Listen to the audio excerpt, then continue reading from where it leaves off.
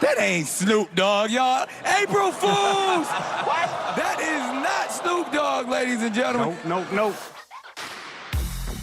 Snoop. Did you think it was him? I did not think that was Snoop Dogg. I was fooled a little bit, and then he opened his mouth and started to talk, and not him. It was the voice. The voice was the dead giveaway, which seems to be the recurring theme with this show.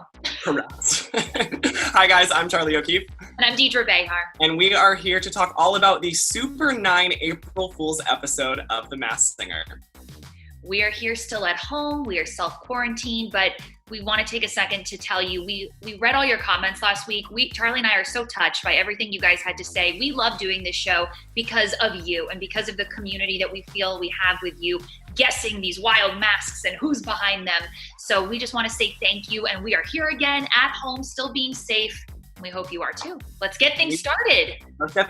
We have a lot of masks to talk about, so let's jump with the elimination tonight. I dare to say it was a roaring one.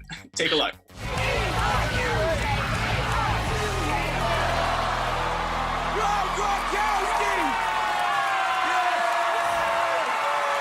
We have said it since the Super Bowl. Charlie, we nailed this one. It was Rob Gronkowski, former NFL pro. Were you shocked? Listen, first of all, we finally got an athlete right, which I need to point out because we tend to miss those ones. So, expert Charlie O'Keefe. Correct. I think everyone can agree we knew this was Rob Gronkowski. He gave us some very entertaining performances, and I'm happy he made it to the Super 9, but I am not shocked to see him go tonight. No, I think it was time to let people with stronger vocals perhaps thrive in the Super 9. But again, a fun guy. I call him the governor of fun and chaos because that's what he is. And great job this season, Gronk. We'll miss you. I do have to say, Nicole made an interesting guess before saying Rob Gronkowski. I'm going to call it our first reality check of the night. Take a look. And I'm going to stick with it. Rob Gronkowski. All right. I don't know about Rob Gorgonzola over there.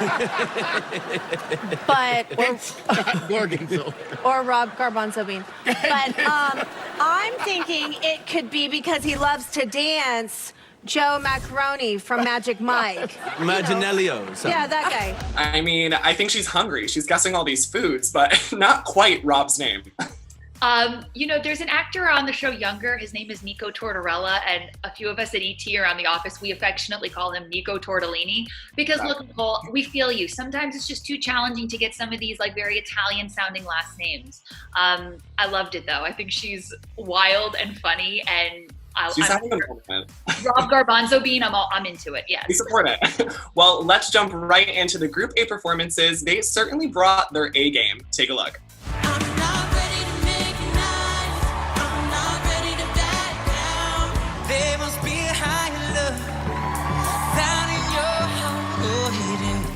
I mean, this performance from the Turtle, who we still think is Jesse McCartney, I thought Kara Moroz was good. This version of Higher Love is my new favorite version of Higher Love ever. He totally delivered.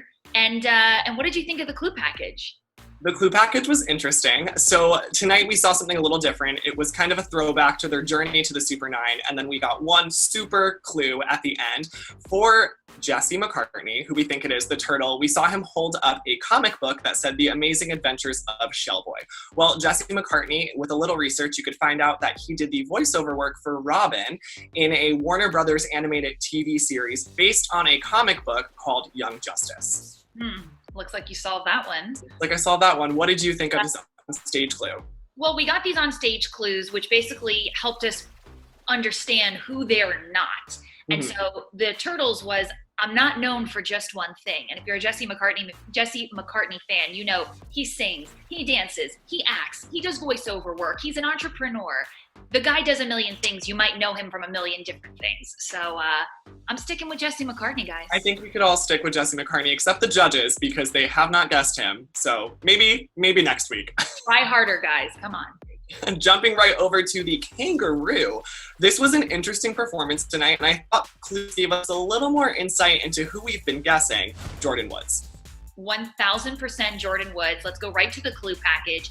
There were a lot of references to things like, I feel very vilified by the Kangaroomers and my Kangaroomer pouch and all of those types of things. And of course, Jordan Woods has gone through a really tough time with all of her drama with Kylie Jenner and Tristan Thompson. I also thought the song choice tonight was an interesting choice because it's been about a year since all that drama started and we still haven't seen them make nice. Kangaroo is kind of shady. Kangaroo is here to tell her story, and her story has been absolutely fascinating to follow on this show. The big super clue, though, was we saw the kangaroo holding another kangaroo, and she said, "All right, dolls, do you know who I am now?" Of course, the word dolls is like synonymous with the Kardashians. Chris, Scott, Kourtney, Khloe, they all love using the term dolls. So I have to say that this has got to be Jordan Woods. What do you think? I'm sticking with Jordan. We haven't heard the judges guess it yet, and one of the other guesses that we can now eliminate is Iggy Azalea. We heard the "what are you not" clue being "I may be a kangaroo, but I've never lived in Australia." Well, Robin has previously guessed Iggy, and he pointed out tonight they can now scrap that one because she is from Australia, and it's clearly not her. Totally different sounding voices. Come on. Very different sounding Come voices. on. Yeah. Well, it is all coming back to us now for Group B, who gave us some interesting and vocally challenging performances. Take a look. Sweet home Alabama. And everything is to the back with a little slack, cause inside out is wiggity, wiggity, wiggity, whack. I finished crying in the instant that you left. It's all coming back, coming Yeah, back to the kitty now. Oh my God. Unfortunately, Celine Dion's tour got canceled because of this whole coronavirus outbreak, but the kitty is giving us the Celine covers that we deserve. I loved this performance. What did you think? I loved it, and I think we're both sticking with our guess here of Jackie Evancho. I know the kitty has given us the runaround. We've had some struggles guessing her, but I'm confidently saying Jackie tonight after that super clue. We saw the Christmas tree from last season come back, and we heard her say Christmas is the most wonderful time of the year. Well, Jackie Evancho has not one, not two, but 3 Christmas albums. I mean, she's giving Mariah Carey a run for the Christmas queen. I'm sticking with Jackie here. I think it's pretty obvious. 1000%. Tonight's "what are you not" clue was I was not dreaming when Robert Redford helped me to get my very first role. Jackie Evancho's very first role was in the 2012 movie The Company You Keep, and Robert Redford has gone on the record saying he saw her on America's Got Talent and absolutely had to cast her in the movie. So Jackie Evancho, we're on to you, girl. We know it's you. We're not Jackie. Next up, we have the last remaining food in the competition. It is the banana, who gave us a very entertaining performance of Sweet Home Alabama. What do you think of him tonight? I mean, it was everything I would want Bret Michaels to give us in a performance. We're sticking with our guns. We think it's Bret Michaels. The super clue was a really big giveaway. It was about a mullet. And if you know anything about mullets, they were popular in the 80s. They were popular with rock and roll stars and with country stars. You guys, Bret Michaels is all 3. This has to be Bret Michaels, right? Yeah, I think the mullet gives it away. I'm going to have a mullet if I don't get a haircut during this self-quarantine. I mean, right, there you go. Business. Yeah. And the "what are you not" clue, again, this one really helped the judges get rid of some previous guesses. We heard him say that blue collar has many meanings, but when we say blue collar, he's a funny guy, but not stand-up funny. Well, previously, the judges have guessed Larry the Cable Guy and Jeff Foxworthy, both who have done stand-up comedians. It's not them. We could throw them off the table. Oh my God, Jenny, hopefully this gives I her know. confidence to stop guessing that it's one of those stand-up comedians. It's not. I think we've heard Larry the Cable Guy's name every single week. It's one of those where he needs to come on the show now just because it's been guessed so many times. Moving on. Jumping over to the frog. Listen, I know this is one of your favorite performances of the night, so take it away. It really was. The frog gives me like level 10 energy and charisma and pizzazz with every single performance. The super clue tonight, though, was a knight in shining armor. So I've got 2 pieces of evidence for this one. Check this out. So number 1, first of all, sorry, Bow Wow. We think it's Bow Wow. We've said that from the get-go. Correct, sticking with Bow Wow. Back to the super clue. In Bow Wow's movie, Like Mike, the NBA team that's featured in the film was called the Los Angeles Knights. Now, piece of evidence number 2 is that Bow Wow was previously signed to Death Row Records, which was co-founded by Suge Knight. So you got 2 meanings there. How are you going to fight me on that? That's some deep Knight research. I fully support both of those, and I think they both point to Bow Wow. Either that you choose, it's Bow Wow. Thank you, thank you. Moving over to the what do you not clue, we heard him say he's actually not a trained dancer at all, which is shocking because he's clearly the best dancer in this competition. That's why we love him. Yeah, But so it's not funky. surprising. I mean, Bow Wow got his start in R&B and hip hop and rapping, and dance was not something we saw him do early on in his career, but it's something we see him do a lot of now. So I think that makes a lot of sense if he wasn't necessarily trained in it. Yes, his videos on Instagram dancing with his daughter are the cutest. cute. You have to go So watch cute. if you haven't seen them. Well, we might have just saw Group C last week, but they are back and better than ever. Take a look at the Group C performances. I'll rise unafraid, I'll rise up. Never gonna give you up, let you down, run around. What a man gotta do, what a man gotta do, be totally like her, A Jonas Brothers song. I love this choice for the Rhino. Look, we're getting more acquainted with our pal Barry Zito every single week. We're still sticking with Barry Zito, the former MLB player for the Rhino. His super clue tonight was a slot machine. Now, Barry Zito, he was actually born in Las Vegas, so that makes a lot of sense. But if you remember a few weeks back, we saw him say in a clue package that I performed for the king or something about performing for royalty. Well, actually, his parents were Vegas entertainers who performed with Nat King Cole. So we're piecing this Barry Zito evidence one by one by one, and I think this is definitely him. I'm proud of us. I know, I'm proud that I now know who Barry Zito is. And on stage, we heard him say that he's not nearly as tall as we think he is, which is surprising because that costume obviously looks ginormous, especially next to Nick Cannon. But as Bella Thorne pointed out in your interview with her previously, that the neck swan was much higher than her actual head. I think it's the same situation for the Rhino here. I think Barry Zito is still inside that costume. I mean, he's 6'2", but the horn and the head add a lot of height, not necessarily where he may be in the costume, if that makes sense. Look, we interviewed costume designer Marina Toybina last year, and if we know anything, it's that these costumes are deceptive AF. It could be the difference between 6 inches or even a foot on somebody. So I like your detective work there. Sticking with Barry Ziti here. Yeah, very baked ziti, yes. Very big Ziti. Moving on to the Astronaut, of course, he gave us another out-of-this-world performance. I am sticking with my man Hunter Hayes here. I mean, look, Hunter Hayes has such a distinct country voice. It's gotta be him. I wanna get right into the clue package. We saw the super clue tonight was a broken record with a globe or a world on it. And as we said actually last week, Patting you on the back virtually. we did all that trigonometry and arithmetic and algebra to get to this conclusion. But Hunter actually broke the Guinness World Record for most shows performed in the most cities in a single day. 10, which is pretty mind-blowing when you think about it. A literal broken record. And I think the judges pointed it out tonight too. They were like, oh, it's the Guinness World Record. Well, guess what? Deidre was a week ahead of you guys and she figured it out already. So props to you for that one.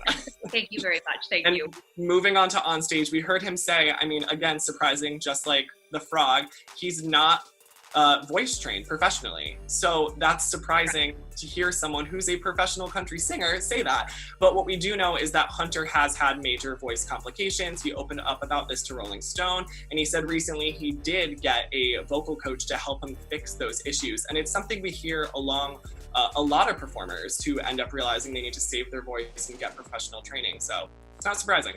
I'm glad he did what he did because we not only get more Hunter Hayes music, we now get him on The Masked Singer, which has been so fun watching him perform these covers.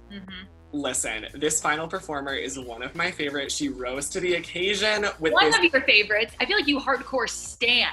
Oh, I stan the Night Angel. I mean, I love the frog, but I stan the Night Angel until the end. When she goes home, mark my words, I will cry. He might win. I mean, listen, I want her to win, but if she goes home, I will cry. I'll be there to console you. Thank you, but virtually. Yes. Oh, yes. Practice social distancing, everybody. What did you think of the Night Angel super clue?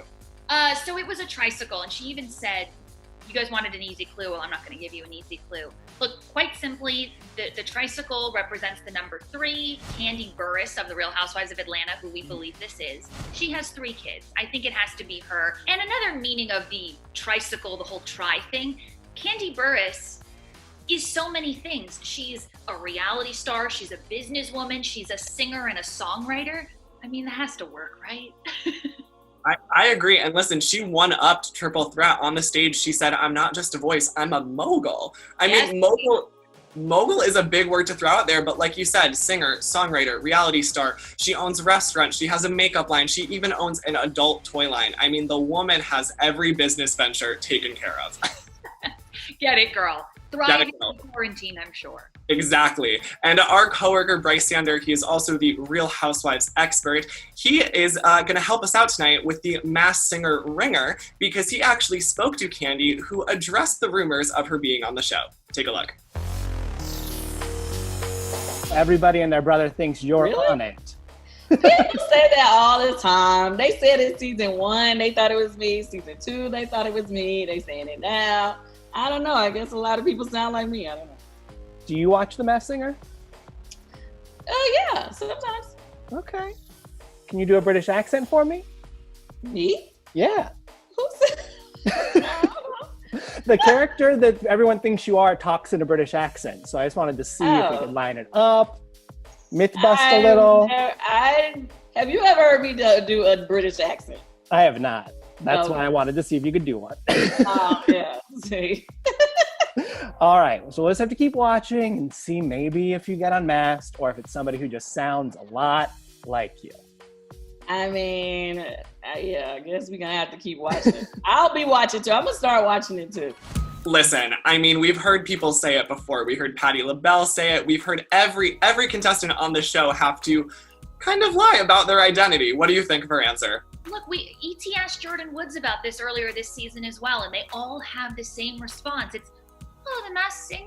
No, I don't watch it. Like, they play so lovably and adorably dumb, but I can't wait to throw that interview in her face when we finally unveil that it is Queen Kandi Burruss. Well, we are finally now down to our Super 8. What do you think of the contestants moving forward, and who's your front runner? I mean, my front runner, I'm going to stick with the turtle. I just can't get enough of that voice. But I think a very close second could be the Night Angel or the Frog. What do you think? Listen, like I said, I stand the Night Angel. I love everything about her, but I'm also going to throw the Frog in there just because of the performance. I mean, he really brings the value with the dancing, the singing, everything on that stage. It's just unstoppable. What about the turtle, though? Justice for the turtle. Justice for Jesse McCartney. Yes, thank you. Thank you. So we're down to our Super 8. What's happening next week? Next week, we are back to the SmackDown rounds. So we'll, I believe, see half of the performers next week compete it out. And again, another Masked Singer will be eliminated. And of course, you can count on Charlie and me to bring you this little dose of fun, you know, amid all the crazy stuff going on in the world. Again, we read all your comments. We love talking to you on Instagram and on Twitter. So please keep all those coming. And our promise to you is that we'll be here every single week rehashing this crazy, weird show that we love so much. I'm Deidre Geithner. I'm Charlie O'Keefe. Bye, guys.